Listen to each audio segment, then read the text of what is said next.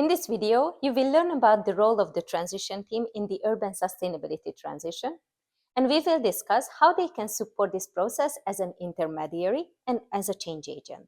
Viable Cities has invited municipalities participating in the Climate Neutral Cities 2030 initiative to set up a transition team to lead and coordinate the transition process in the city as a whole. The transition team aims to create and support the transition arena composed of quadruple helix sectors: business, academia, public organizations, including the local government, and organizations or groups representing civil society. The arena then seeks to develop transition plans through joint visioning and deliberation on how to reduce the city's emissions. This forms the basis of the Climate City Contract, which includes climate actions and climate investment plans of the arena participants about how to make the city climate neutral. The arena also develops experiments to test the transition plans. The responsibility of the transition team is double. Firstly, setting up and facilitating the transition arena as an intermediary. It means establishing and supporting the work of the arena and helping them to collaborate, plan, communicate, and generate knowledge. Second, the transition team should also be a change agent within the municipality, helping to trigger the internal transformations that are essential to take the lead in the local transitions. This is a very important relation of the responsibilities that I would like to emphasize here. Arriving with the project mindset, the members of the transition teams have in the past approached this initiative as an average project among many others. Adopting the project logic, some have treated the Climate City Contract and the transition arena as two deliverables that are ultimately the responsibility of the transition team, not the transition arena. They took responsibility for development of the Climate City Contract and the climate investment plans, believing that they should also conduct the transition experiments. However, the transition arena is set up for this very purpose. It is the arena that develops the plans and runs the experiments. It is very important that the organizations represented in the arena take ownership of the plans, otherwise they will not implement them and they will end up in the drawer. Let's take a look at the transition team's description of what it is exactly and what aspects need to be taken into account when designing this team. As we have just discussed, the transition team is a driver of the local transition efforts, so it creates the framework for managing the transition. And once the framework for the so-called transition or network governance is in place, the transition team will establish and support the arena in the Climate City contracting process, which includes shared visioning of the climate neutral future, followed by roadmap development, making action and investment plans, and finally, implementation of the plans. In parallel to these efforts, the transition team will initiate and support systemic changes at the local level to build the local government support for the transition efforts. Thus, the transition team has two roles, one as an intermediary and second as a change agent. Firstly, the transition team as an intermediary is responsible for selecting the organization it wants to invite to participate in the transition arena. The transition arena is a collaborative platform that is not static, but it changes and evolves over time. It can start with a few carefully selected stakeholders representing business, academia, citizens, and public organizations, and preferably include actors from all sectors of the local economy.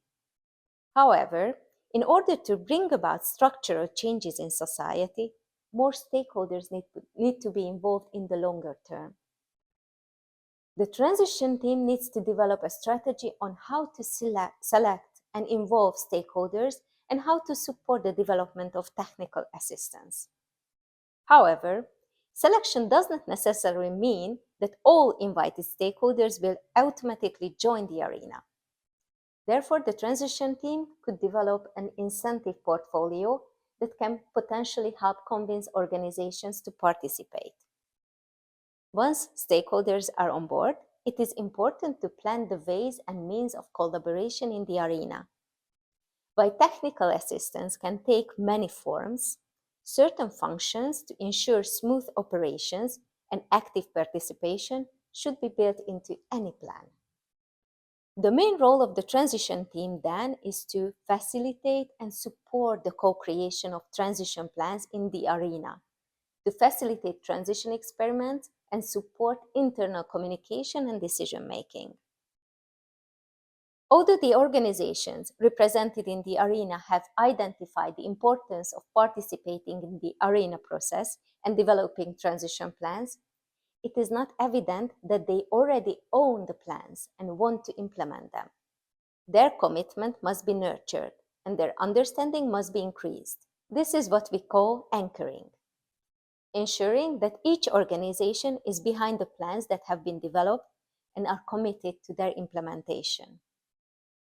Their representatives involved in the arena can play a crucial role in this process, but they need to acquire the right skills and knowledge to become agents of change who can bring about the help and anchor their organization. Therefore, the transition team needs to find ways to develop their capacity to become change agents. Learning and capacity building are essential parts of the process, which need to be systematically induced and provided for. Thus, the transition team, as an intermediary group, also has the role to play in supporting learning both inside and outside of the arena. They can provide and organize the necessary trainings for the transition arena and could create the learning infrastructure needed for knowledge management. What does a change agent do in transition? This topic is discussed in detail in the video of anchoring, but in short, a change agent is a person who initiates and facilitates systemic change in an organization. In this context, the transition team is expected to induce changes within the municipality to make climate an overarching consideration in every decision making. It is also important that the municipality fully exploits its potential when it comes to moving towards climate neutrality. However, to become a leader that can support other organizations on this journey, the local government as a whole must first step up and commit.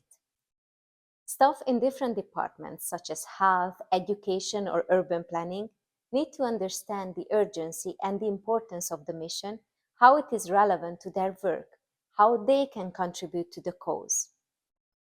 To break down the silos within the local government and to introduce a holistic approach to climate neutrality, it is important to create a network of people from all different departments who understand and agree with the mission and share the urgency of transition. Having a network of change agents that the transition team can work with could provide opportunity for getting high-level leaders, politicians, and even the mayor on board. Creating this internal network of change agents can help create an institution-wide network and support internal change. Without the internal network, there is the risk that the mission of climate neutral cities lies only within one department, usually the environmental department. One department itself cannot induce the change without involving all the other departments. Identifying progressive, like-minded people within the organization is just the first step. Their capacity and knowledge on the topic and on their potential role for inducing changes need to be deepened. The transition team can help with this in the form of trainings or presentations. Then, their commitment and involvement must be kept at a high level as well, as systemic change in an organization takes time.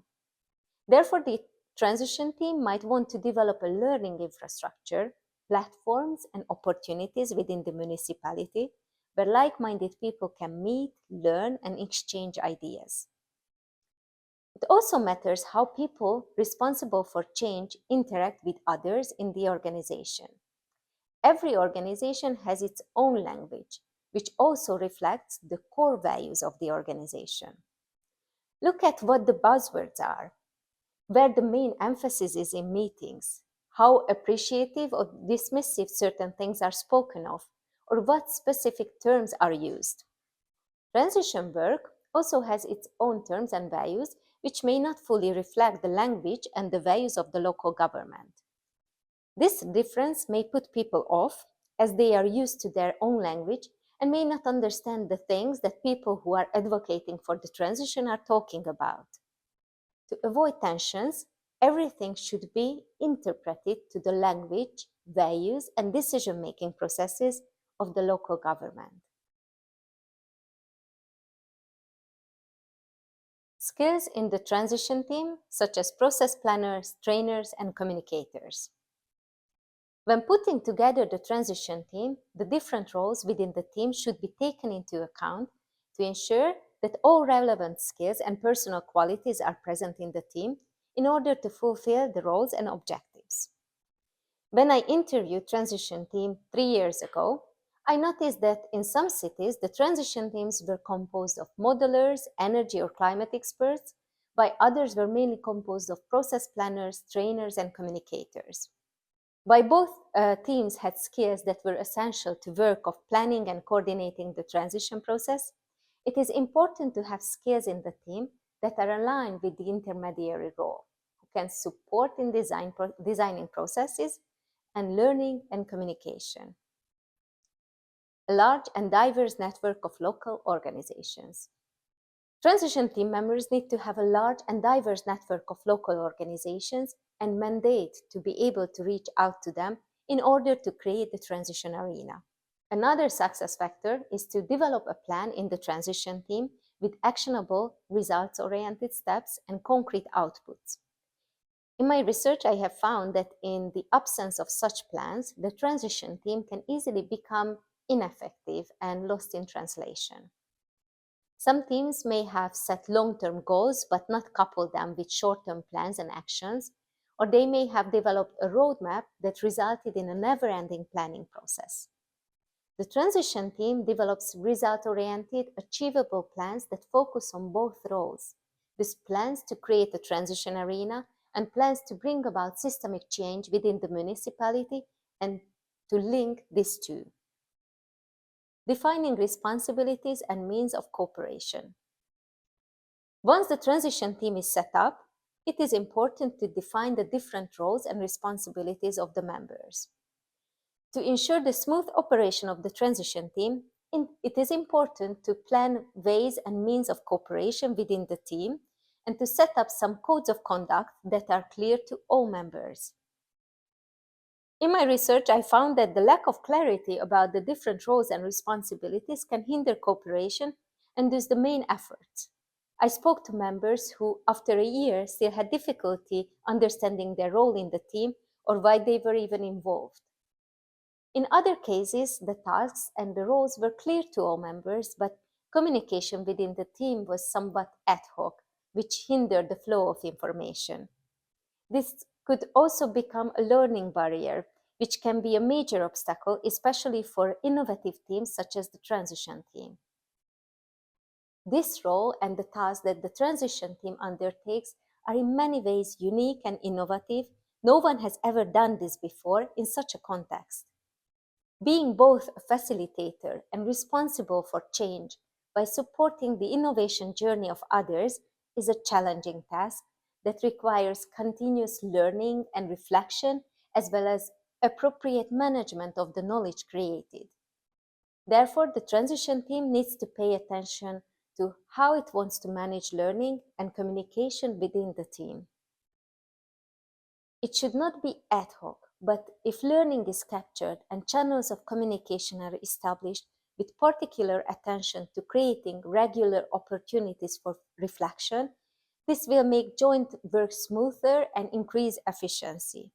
So I would also recommend some form of self-evaluation and monitoring, which can provide a good opportunity to check how far the team has come, what has worked, and what has not.